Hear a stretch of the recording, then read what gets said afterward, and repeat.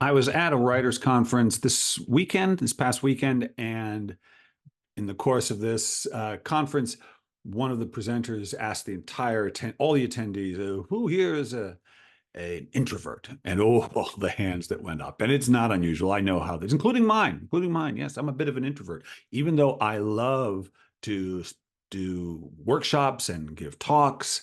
I'm not at all shy when I'm in front of people. I do need to be alone, and I need a lot of alone time, as do most writers that I know. Not all, but most. And so here we are, these introverted types. We need to go into our room alone. We have to be comfortable doing that because we're going to spend a lot of time that way if we want to write. And there is something about being alone that allows us to finally hear what we want to say, to tune into the story we want to tell, because it's very easy in public sometimes to get distracted by other people, to start paying too much attention to them. My wife was just talking to me about how she wishes she didn't have the habit of sometimes checking in with other people as she's talking to them. It's a common problem we all have in one way or another. There's a good side to it, being aware of other people, being aware of their moods, being aware of whether what you're saying is resonating with them or not. You don't want to be disconnected from people as you're with them, but there is such a thing as trying to be more connected than is possible, or in the wrong way, let's say. And as you know, or if you listen to this podcast, you know that fearless writing is based on the concept that you can't worry about what people think of your stuff. And I was aware of this. I became aware of it when I once got into an argument with my wife. Yes, we were, it was one of those things. I don't know, this was 20 years ago, before I was doing fearless writing, but had been writing all my life. And we got into some tangle about something. And as usual, I was just trying to figure out what I could say so that she wouldn't be mad at me anymore, or she wouldn't be mad, so the argument would end. I was sort of up in her head saying, what's the right thing to say? What's the right thing to say that I can just end all this?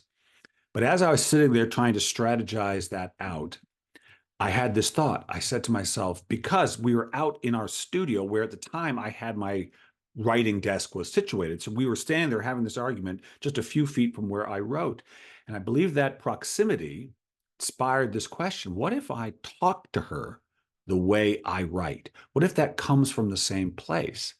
Which is just what I did. So instead of strategizing what's the best thing to say so she won't be mad anymore, so this argument will be over, I instead went into myself and said, what is the thing I'm trying to say? What is true? Why was I feeling the way I was? Why did I react the way I did?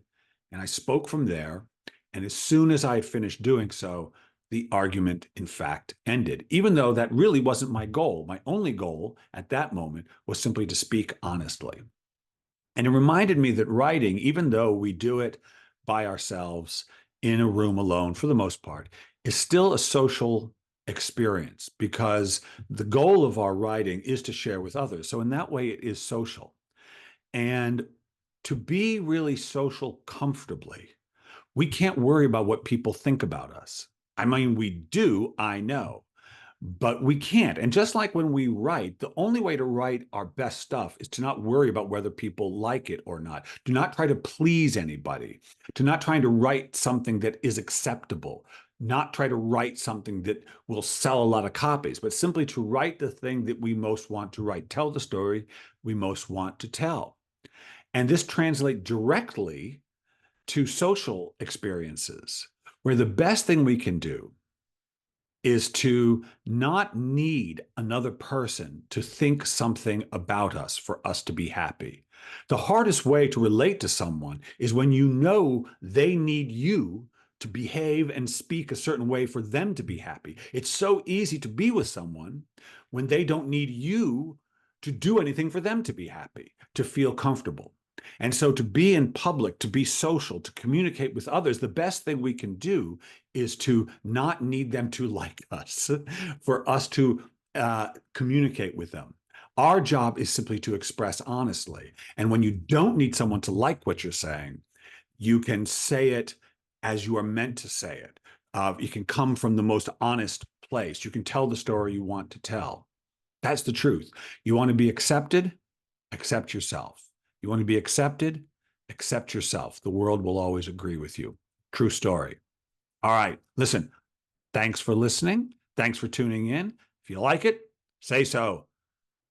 Click like. And if you don't want to miss a dose, hit subscribe. That way you'll catch every little bit of inspiration I have to offer. So until next week, this is Bill Kenower. Stay fearless.